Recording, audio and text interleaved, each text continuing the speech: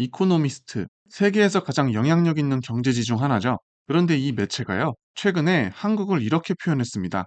국가 자본주의와 시장 투기의 극단이 뒤섞인 거대한 실험.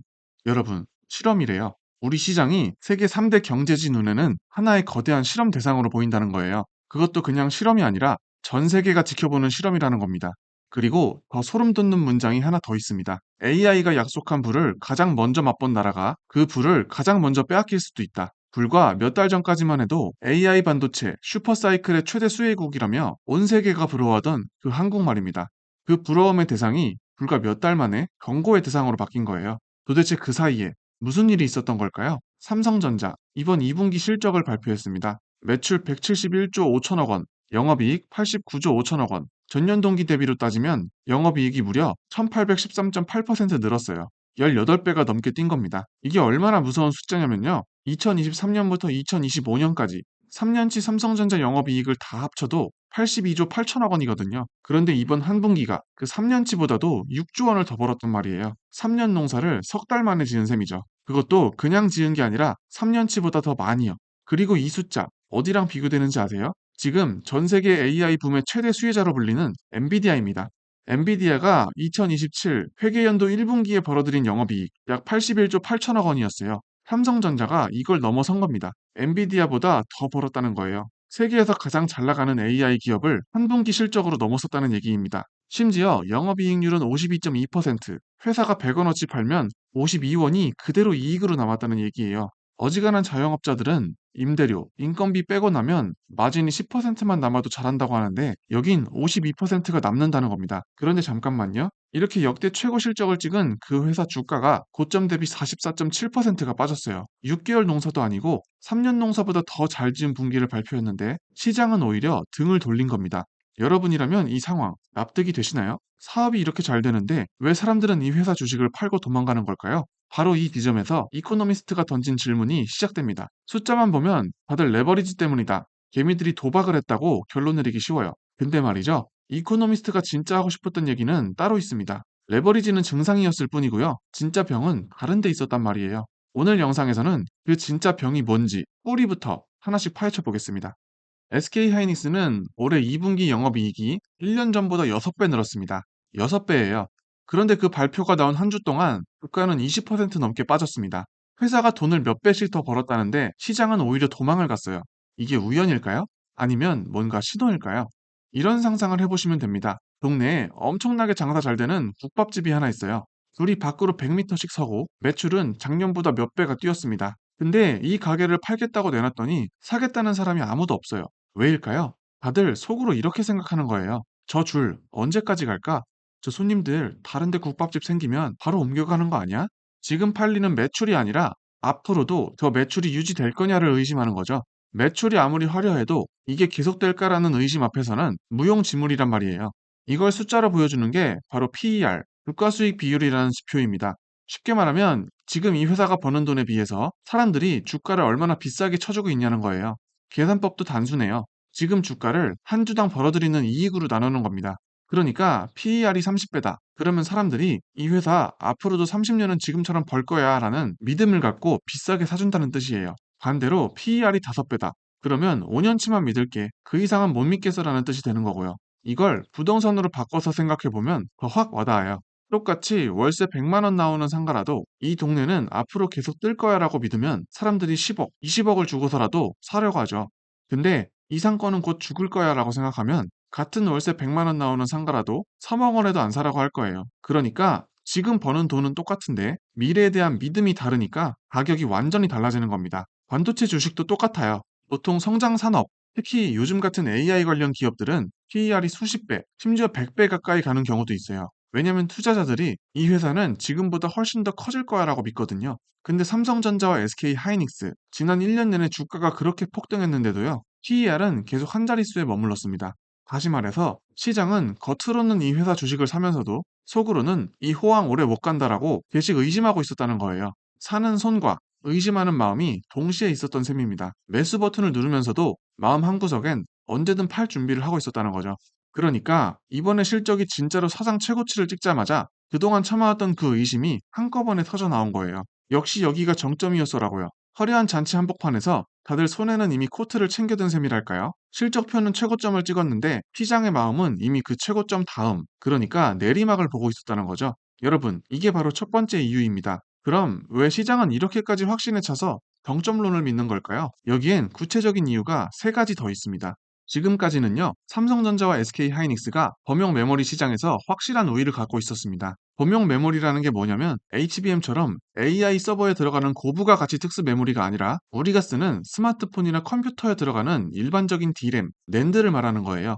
이 시장에서는 그동안 한국 기업들이 기술력으로 압도적인 격차를 벌려왔거든요. 근데 이코노미스트는 이렇게 짚었어요.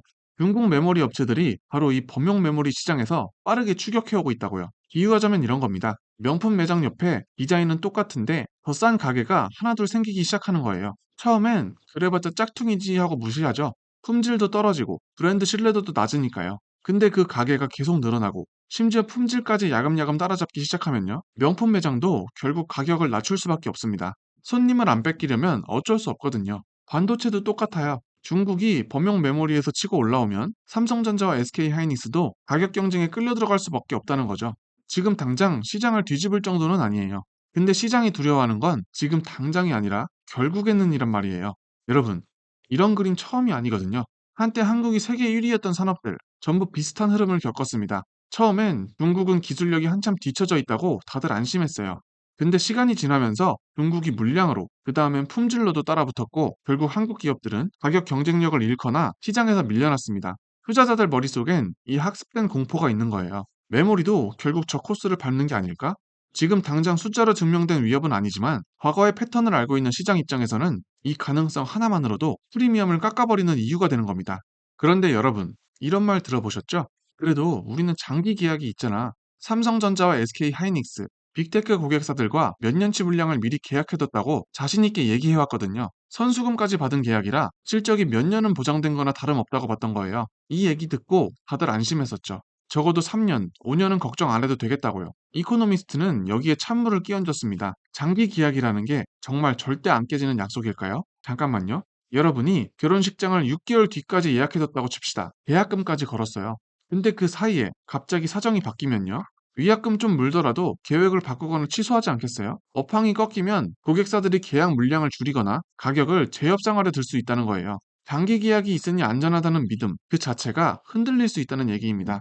그런데 재밌는 건요. 바로 이 장기 계약을 놓고 국내 증권가에서도 정반대의 해석이 나왔다는 거예요. 삼성전자 목표 주가 보고서를 볼까요? DNK 투자증권은 목표 주가를 43만 원에서 30만 원으로 내렸습니다. 그것도 한 달 반 전에 28만 원에서 43만 원으로 올린 지 얼마 안 돼서 다시 13만 원을 깎은 거예요. 이유는 메모리 수요 모멘텀이 이미 정점을 지났다는 겁니다. 반면 한국투자증권은요, 목표 주가를 59만 원에서 65만 원으로 올렸습니다. 전날 종가가 20만 7천 원이었으니까 두 증권사의 목표 주가 격차가 2배 넘게 벌어진 거예요. 같은 회사, 같은 실적을 보고 나온 숫자가 30만 원과 65만 원이라는 얘기입니다. 그리고 한국투자증권이 목표 주가를 올린 근거가 바로 그 장기 계약이었습니다. 최민숙 연구원은 이번 실적을 두고 규칙이 바뀐 게임이라고 표현했어요. 삼성전자가 글로벌 하이퍼스케일러 5곳과 5년짜리 단연 공급 계약을 체결했고 추가로 대형 고객사 5곳과도 계약을 마무리하고 있다는 거죠. 이렇게 계약을 기반으로 생산량을 조절하면 과거 반도체 사이클마다 반복됐던 묻지마 증설, 공급 과잉, 가격 폭락의 악순환이 끊어질 수 있다는 논리입니다.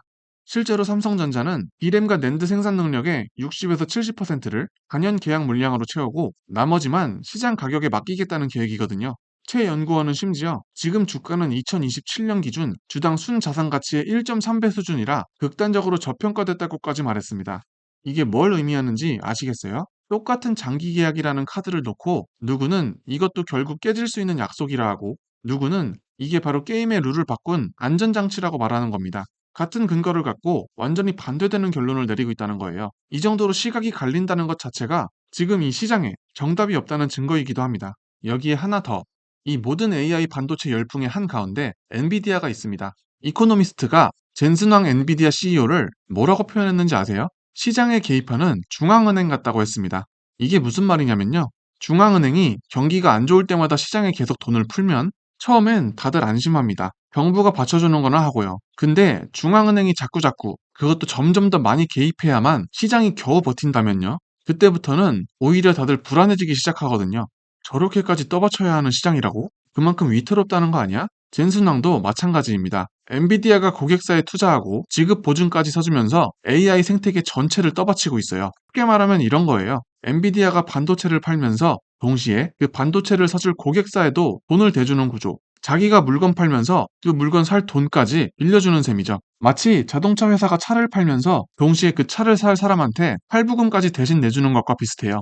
이렇게 되면 매출은 계속 늘어나는 것처럼 보이지만 그게 진짜 수요 때문인지 아니면 엔비디아가 돈을 대줘서 억지로 만들어진 수요인지 구분하기가 어려워져요. 이 구조가 왜 위험한 신호를 일으키냐면요. 진짜 튼튼한 수요라면 굳이 판매자가 나서서 구매자한테 돈까지 빌려줄 필요가 없거든요. 그럴 필요가 있다는 것 자체가 어딘가 자생적인 수요만으로는 지금의 성장 속도를 유지하기 어렵다는 방증일 수 있다는 거예요. 그가 개입하면 개입할수록 겉으로 보이는 성장은 화려해지지만 투자자들은 오히려 더 불안해진다는 거예요. 받쳐주는 손이 클수록 그 손이 사라졌을 때의 낙폭도 크다는 걸 다들 알고 있는 거죠. 그리고 이코노미스트는 경고합니다. 그렇게 부풀려진 거품이 터질 때는 충격도 그만큼 커질 거라고요. 메모리 슈퍼사이클이 2030년대까지 갈 거라는 낙관론 분명히 있어요. AI 데이터 센터, 로봇, 수요는 넘쳐난다고들 하죠. 근데 그 반대편에는요. 방금 말씀드린 네 가지가 겹쳐 있습니다. 시장이 이미 정점론에 베팅하고 있었다는 것, 과거 산업들이 걸었던 길을 떠올리게 하는 중국의 범용 메모리 추격, 안전판인지 아니면 깨질 수 있는 약속인지를 두고 증권가마저 두 쪽으로 갈린 장기 계약 논쟁, 그리고 엔비디아라는 거대한 버팀목이 오히려 불안을 키우는 역설까지 이 네 가지가 한꺼번에 겹쳐서 실적은 사상 최고인데 주가는 폭락하는 지금의 역설을 만들어낸 겁니다.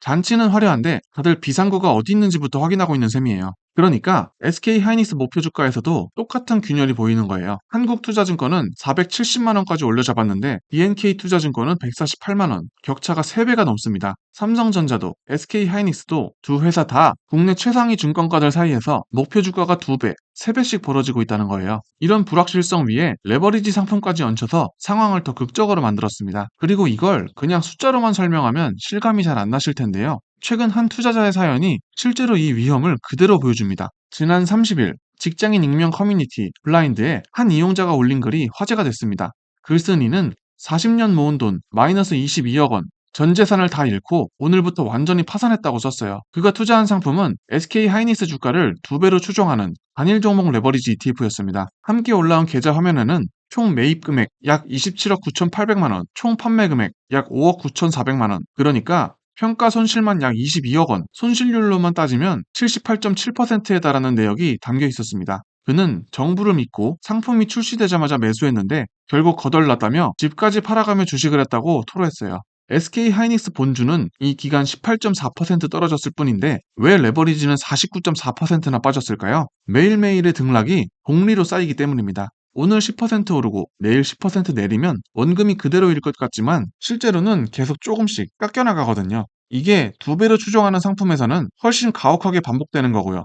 결국 40년을 모은 돈이 몇 달 사이에 뭉텅뭉텅 사라지는 상황까지 갈 수 있다는 걸 이 사연이 적나라하게 보여준 셈입니다. 이 사연에 달린 댓글들도 싸늘했어요. 누굴 탓하겠나 레버리지 구조를 이해했어야 한다는 반응이 대부분이었습니다. 금융당국은 결국 오늘부터 계좌에 현금 3천만 원 이상 있어야만 단일 종목 레버리지 ETF를 매수할 수 있도록 문턱을 높였습니다. 정부 대응 전체를 봐도 마찬가지입니다. 배율 조정은 현실적으로 어렵다고 선을 그었던 당국이 여론이 거세지자 2주 만에 즉시 추진으로 말을 바꿨습니다. 3주 동안 대책을 4차례 손질했어요. 업계에서는 이럴 거면 그냥 상장 폐지를 하지라는 말까지 나옵니다. 지난 29일 광주에서 열린 한 재테크 강연에서 삼성증권 신승진 투자정보 팀장은 정반대의 얘기를 했습니다. AI 투자에 따른 반도체 화랑이라는 펀더멘탈은 달라진 게 없다. 금융위기급 시스템 리스크가 없는데 40% 빠지는 건 AI에 대한 의심이 과도한 공포로 번졌기 때문이라는 겁니다. 그는 반도체 업계 대표를 직접 만나보면 메모리 수요는 고점은커녕 아직 시작 단계라고 입을 모은다면서 업황 체감 속도와 주식시장 반응 사이 괴리가 너무 크다고 짚었어요. 그가 근거로 둔 비교가 하나 있는데요. TSMC 비중이 40%가 넘는 대만 증시의 주가 순자산 비율, PBR이 지금 4배인데 지금 코스피 PBR은 1.5배도 안 된다는 겁니다. 2배만 적용돼도 코스피 9,000선까지 갈 수 있다고 했어요. 그러니까 지금의 낙폭이 실제 위험보다 훨씬 과도하다는 주장인 거죠. 그는 이렇게도 말했습니다. 물건은 50% 세일하면 사람들이 몰려드는데 주식은 오히려 도망간다. 재밌는 비유 아닌가요? 마트에서 반값 세일하면 줄을 서면서 주식이 반값이 되면 다들 도망가는 게 사람 심리라는 거죠.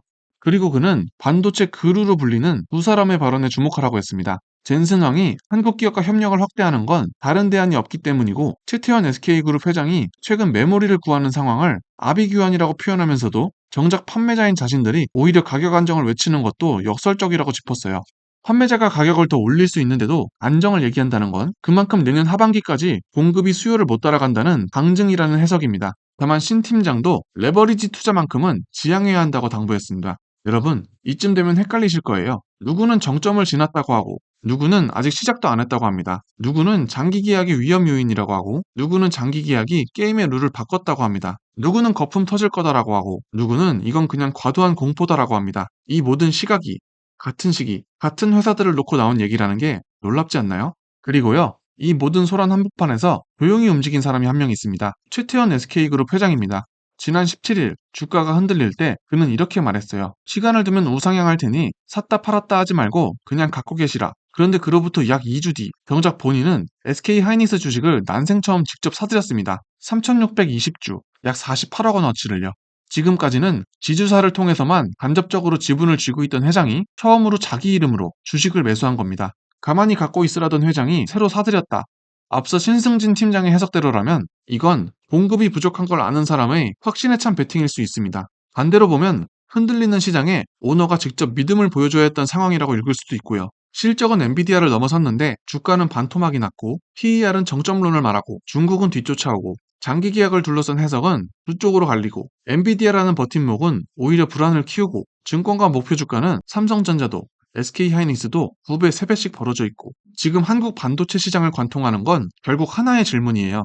숫자를 믿을 것이냐, 심리를 믿을 것이냐. 그 답은 아마 다음 실적 발표 때쯤 조금씩 드러나지 않을까 싶습니다.